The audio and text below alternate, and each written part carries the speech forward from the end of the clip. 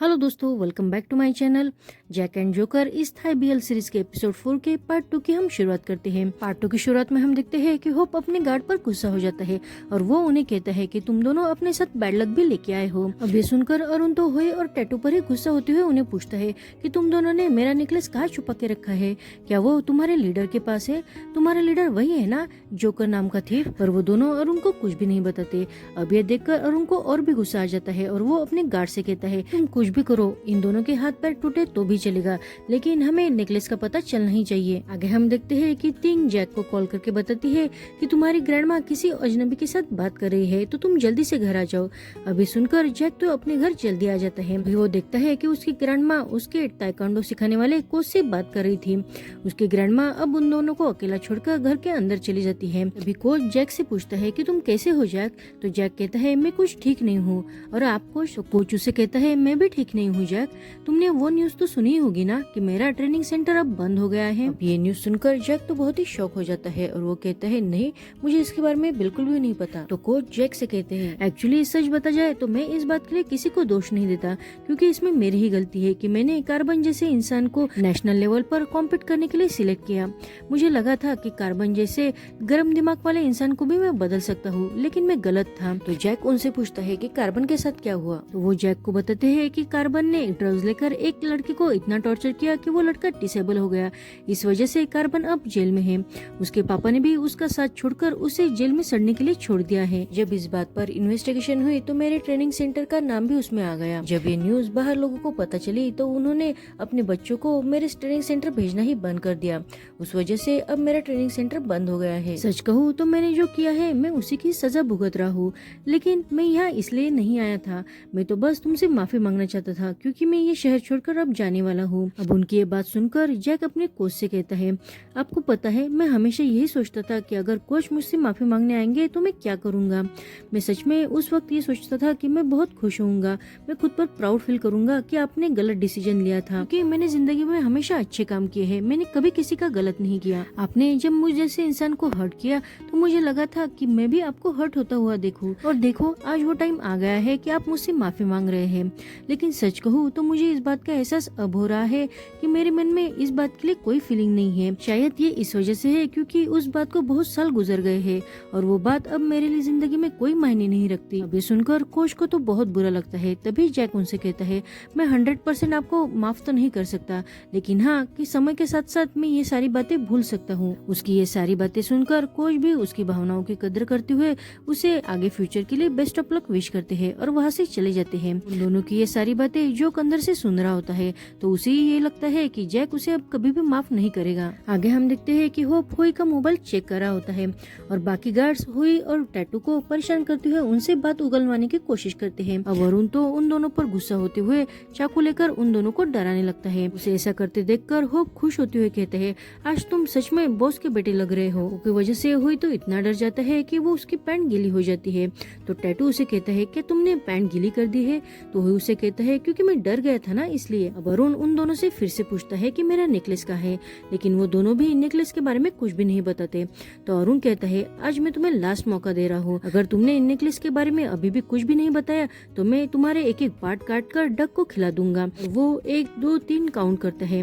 अब टैटू तो डर की वजह से बता देता है कि उसने वो नेकलेस एक आदमी को उसकी शॉप पर बेच दिया है। ये सुनकर होप उसे पूछता है लेकिन कौन सी शॉप पर? लेकिन तभी अरुण उन दोनों से कहता है मैं वो कुछ भी नहीं जानता, तुमने वो नेकलेस उन्हें बेचा है तो तुम्हें वो नेकलेस वापस लाओगे। उसकी ये बात सुनकर टैटू उसे कहता है कि तुम चाहते क्या हो, क्या हम उसकी सारी दुकान लूटे? तो अरुण उसे कहता है वो मैं कुछ भी नहीं जानता, तुमने जैसे मुझे लूटा है तुम वैसे उसे ही लूटो, लेकिन मुझे मेरा नेकलेस वापस चाहिए। अब सुनकर टैटू और रोहित तो परेशान हो जाते हैं। तभी होप उन दोनों से कहता है कि तुमने पहली रॉबरी में जिसकी मदद की थी तुम उसे ही अब मदद के लिए क्यों नहीं बुला लेते? और वो अपने हाथ का मोबाइल और उनको दिखाते हुए कहता है कि इनका थर्ड पार्टनर जोकर है, क्योंकि टैटू ने पहली रॉबरी को अंजाम देने के लिए उन तीनों का एक ग्रुप चैट बना लिया था। इस वजह से अब होप को पता चल गया था कि जोकर का नंबर क्या है। अब ये सब बातें जानने के बाद होई और टैटू को छोड़कर वो बाकी सब बहुत खुश हो जाते हैं। आगे हम देखते हैं कि जैक घर आकर अपने ही घर को इतना क्लीन देखकर बहुत ही चौंक जाता है।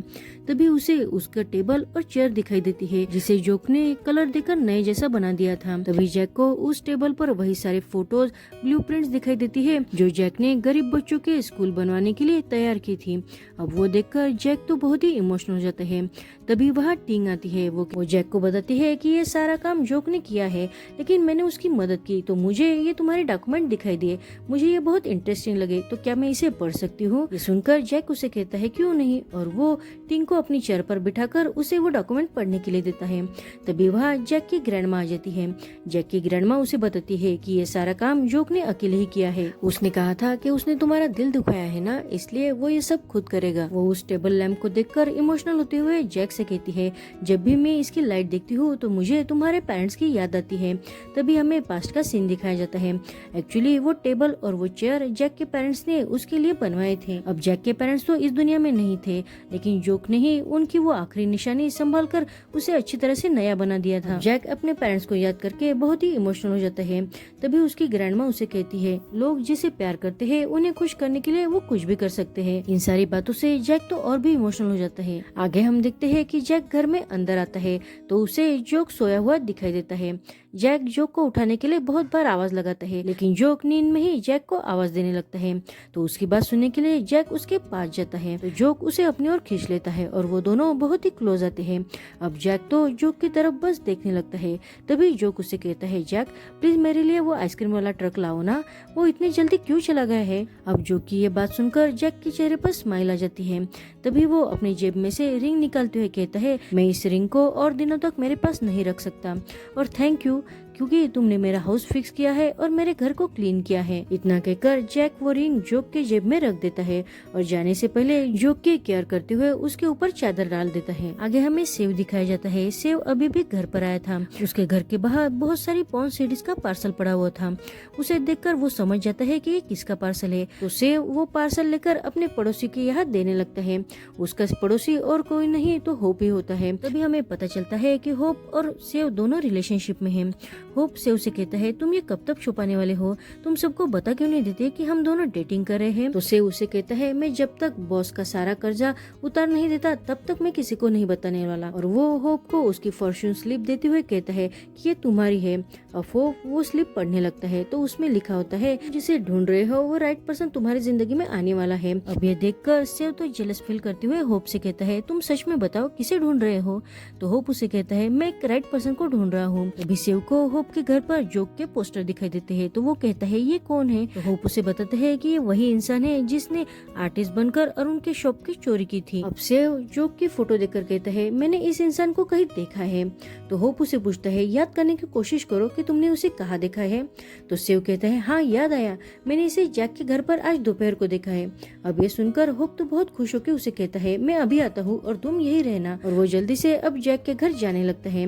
उन दोनों की ये सारी बातें टिंग दूर से ही सुन लेती है और वो कहती है, मुझे पता ही था कि ये दोनों डेटिंग कर रहे हैं, लेकिन मुझे जल्दी से अब जैक को इस बारे में इन्फॉर्म करना होगा। आगे हम देखते हैं कि टैटू की माँ एक कॉफी शॉप पर आके बहुत सारे डायमंड और फॉर्चून स्लिप सेल करते हुए उन्हें कहती है, इन पर गॉड का आशीर्वाद है, अगर तुम इसे खरीद लोगे तो तुम्हारा बिजनेस बहुत चलेगा। ये सुनकर वो दोनों भी टैटू की माँ से वो सारे डायमंड और फॉर्चून स्लिप खरीद लेते हैं। तभी वहाँ जैक आ जाता है। जैक कॉफी के ऑर्डर देके टेबल पर बैठ जाता है। तभी उसे जोक की याद आती है। जब वो दोनों क्लोज आ गए थे तो जोक ने उसे क्या कहा था वो बात ही जैक को याद आने लगती है। तभी वो कॉफी शॉप वाली जैक को आवाज देने लगती है।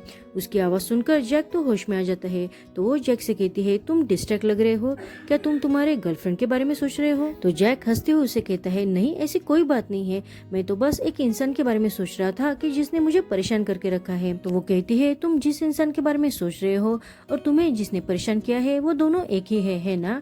अब सुनकर जैक तो चुप सा हो जाता है। तभी वो आगे कहती है कि अगर हमने किसी इंसान को दिन में 3 बार याद कर लिया, इसका मतलब ये है कि हम उस इंसान की बहुत फिक्र करते हैं। अभी सुनकर जैक कहते हैं, ऐसी कोई बात नहीं है।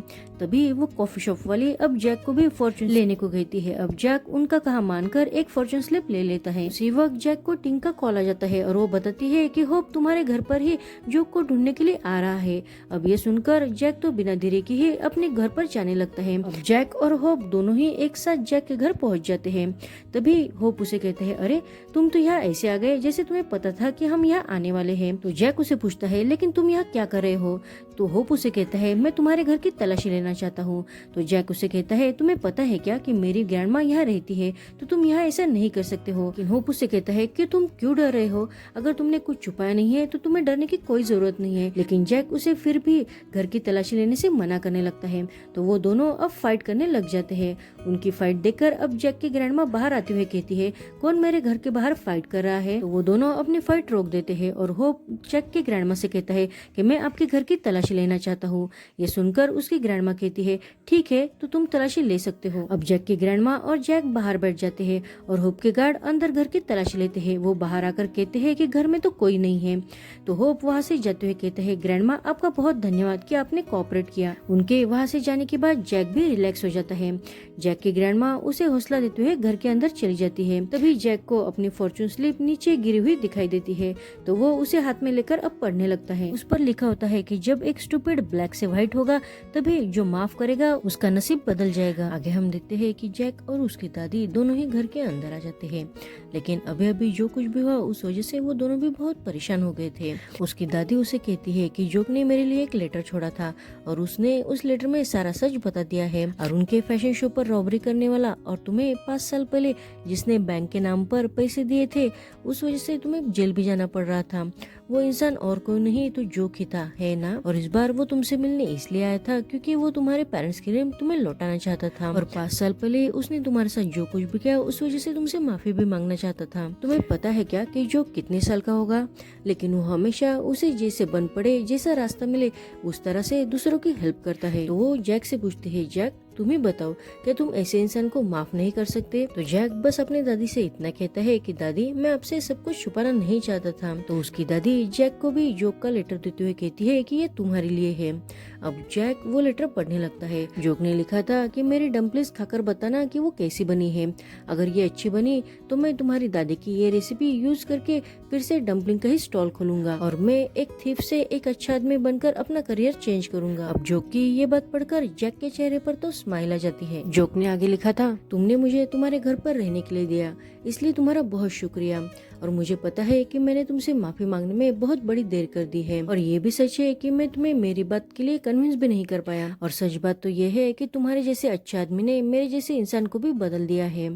मैं नहीं जानता कि जिंदगी में हम फिर से मिल पाएंगे या नहीं, लेकिन तब तक तुम अपना ख्याल रखना। तभी उसकी दादी जैक के सामने जोक के बनाए हुए डम्पलिंग्स लेकर आती है और वो कहती है कि ये जोक ने पर्सनली खुद बनाए हैं। अब वो डम्पलिंग्स को और लेटर को देखकर जैक तो बहुत इमोशनल हो जाता है। उसकी दादी पूछते है, जोक ने क्या कहा है लेटर में? तो वो कहता है, कुछ नहीं, उसने कहा है कि वो अच्छा आदमी बनने की कोशिश करेगा और आपने जो डम्पलिंग उसे सिखाया है उसे सेल करने का बिजनेस करेगा। इतना कहकर जैक तो हंसने लगता है। उसे हंसता देखकर उसकी ग्रैंडमा कहती है, अरे तुम तो हंस रहे हो, तुम्हारे चेहरे पर बस जोक की वजह से ही स्माइल आ गई है।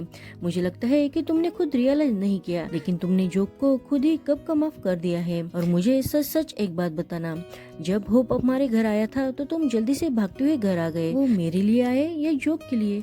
तो जैक जल्दी से हंसते हुए कहता है, नहीं दादी, मैं आपके लिए ही घर आ गया था। अब अपने दादी की ये बात सुनकर जैक तो जोक के लिए परेशान होती है, खुद से ही मन में कहता है, अब मैं बस यही चाहता हूँ कि वो इस जगह से बाहर जाकर अपनी खुद की एक नई लाइफ शुरू करे। लेकिन तभी हम जोक को देखते हैं जो अरुण के अपार्टमेंट के बाहर ही खड़ा था। अपने जेब में से जैक की रिंग निकालकर उसे देखने लगता है और बाद में वो किसी को फोन करके बताता है कि मैं यहाँ आ गया हूँ और वो अरुण की बिल्डिंग के अंदर जाने लगता है। यहीं पर ये एपिसोड खत्म होता है। Thank you for watching.